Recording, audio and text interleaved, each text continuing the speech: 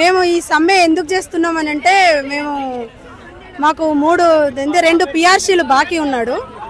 మళ్ళొకటి కేసీఆర్ ప్రభుత్వంలోనే మమ్మల్ని ప్రభుత్వంలో విలీనం చేసినామని చెప్పిండ్రు. బిల్లు పాస్ అయింది, అసెంబ్లీలో బిల్లు సంతకాలు కూడా అయినాయి. ఓన్లీ బిల్లు బయటకు రావడమే ఆలస్యం, అయిపోయింది అని అన్నారు. సరే, అంతట్లకే ఎలక్షన్లు వచ్చినాయి, రేవంత్ రెడ్డి అన్నని గెలిపించుకున్నాం. ఏ గవర్నమెంట్ అయినా మా ఆర్టీసీల హస్తం ఉంటేనే ఆ గవర్నమెంట్ విన్నాం. మా ఇంట్రెస్టే లేకపోతే ఏ గవర్నమెంట్ అయినా పడిపోవాల్సిందే. ఇప్పటికైనా సరే రేవంత్ రెడ్డి అన్న కళ్ళు తెరిస్తే మళ్ళాసారి పదవి కూడా ఆయనకే ఉంటుంది. ఎందుకంటే మమ్మల్ని ఇబ్బంది పెడితే ఏం లాభం? ఆయన మా ఇబ్బందులన్నీ చూసిండు. మాకు యూనియన్ లీడర్ని ఇప్పిస్తా అని చెప్పిండ్రు మీరు. నేను విన్నా, ఎక్కడ ఆ సరూర్ నగర్ స్టేడియంలా మీరు అన్నారు, మీరు కొట్లాడిండ్రు మా గురించి. ఇప్పుడు మీరు అడిగినాయే, మీరు కొట్లాడినాయే మిమ్మల్ని మేము అడుగుతున్నాం. మిమ్మల్ని మేము ఎందుకు ఎంచుకుంటాం? లేకపోతే మీరు రావాలని మేము ఎంత కోరుకున్నామో మాకు తెలుసు, మేము ఎంత కష్టపడ్డామో మాకు తెలుసు. దయచేసి మా ప్రాబ్లమ్స్ 32 రాస్తే 29 ఇస్తా అంటున్నారు కదా సార్ పొన్నం ప్రభాకర్ రెడ్డి సార్, 3 ఇవ్వండి. మీరు 3 మైనస్ చేసి 29 ఇవ్వకండి, 29 మైనస్ చేసి 3 ఇవ్వండి సార్. ఆ 3 ఏంటి? మమ్మల్ని ప్రభుత్వంలో విలీనం చేయండి.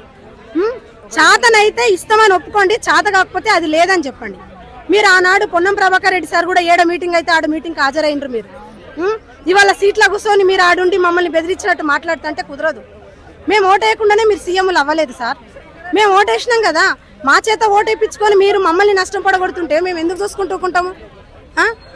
ఇప్పుడు ఏదన్నా కావాలి, బిడ్డకి ఏదన్నా కావాలంటే తల్లిదండ్రుల మీద కొట్లాడుతుంది, మాకేదన్నా కావాలంటే మీ మీద కొట్లాడతాం అంతే. మీరు ఏ రకంగా మమ్మల్ని అర్థం చేసుకున్నా సరే, మిమ్మల్ని కొట్లాడుతున్నామా లేదా మిమ్మల్ని నిందిస్తున్నామా?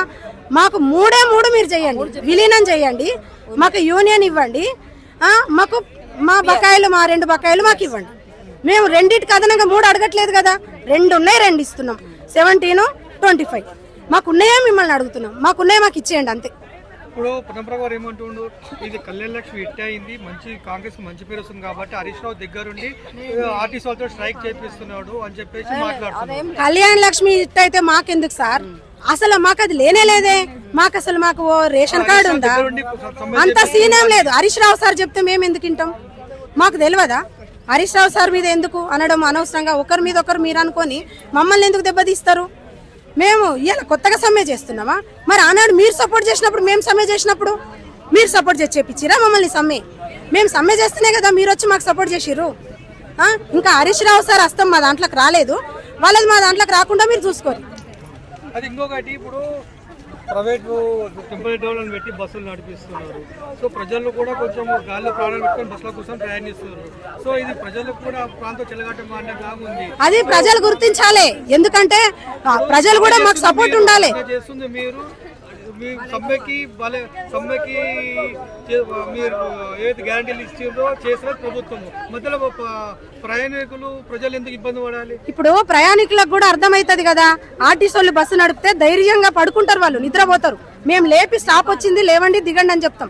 అదే ఇప్పుడు అవుట్ సోర్సింగ్ వాళ్ళు వచ్చి వాళ్ళు ఇష్టం వచ్చినట్టు అనుభవం లేని డ్రైవింగ్ తో వచ్చి డ్రైవింగ్ చేస్తే వాడు ఎటు పోతాడో తెలియదు. వాడు ఇవాళ 800కు 1000 రూపాయలకు వచ్చి నీ దగ్గర డ్యూటీ చేస్తాడు, రాత్రి పోయి తాగుతాడు. వాడు పిల్లల్ని నడిపేందుకు రావట్లేదు సుమా, అర్థం చేసుకోండి. వాడు తాగడం కోసమే వచ్చి ప్రైవేట్ బండి నడిపిస్తున్నాడు మమ్మల్ని ఇబ్బంది పెట్టడానికి. మేము సమ్మె చేస్తున్నాము, మరి వాళ్ళు సమ్మెలు తెలివిన్నోడు అయితే ఎందుకు వస్తాడు సార్? వాళ్ళు సమ్మెలు చేసుకుంటున్నారు, వాళ్ళని డిస్టర్బ్ చేయమని చెప్పి రాడు. వాడు తెలివి లేక తాగుబోతాడు వచ్చి డ్రైవింగ్ చేస్తున్నాడు. ఎంతమంది ప్రాణాలు తింటారు మీరు? కరీంనగర్ డిపో బస్సు యాక్సిడెంట్ అయ్యి తలలు వలిగినాయి, అందరూ రక్తాలు గారి అద్దాలు అన్ని వగిలిపోయినాయి. మా ఇల్లుకు మేము తాళం వేసుకున్నట్టుంది సార్ డిపోకు. మా బాధ మీకేం తెలుసు? మాకు మస్తు బాధ అవుతుంది. మా బండ్ల లోపల వాడు ఏడుస్తుంటే మేము ప్యాసింజర్ల కోసం ఆలోచిస్తాం. మాకు అలవాటు అయిపోయింది. మా బతుకంతా ప్యాసింజర్లతోనే, మా బతుకంతా డిపోలనే అని అలవాటు అయిపోయింది. మమ్మల్ని సవ్యంగా డ్యూటీ చేసుకునేటట్టు మమ్మల్ని దయచేసి మాకు ఒక తొవ్వ చూపియండి, ఆ బకాయిలు ఇచ్చేయండి సార్, మాకు యూనియన్ లీడర్లను ఇచ్చేయండి. అంటే కొన్ని విషయాలు తెలుస్తున్నాయి. ఏంటంటే అన్నతమ్ములుగా విడిపోయారు కదా ఆర్టీసీ వాళ్ళు. ఏపీఎస్ ఆర్టీసీ అయింది, టీఆర్ఎస్ ఆర్టీసీ అయింది.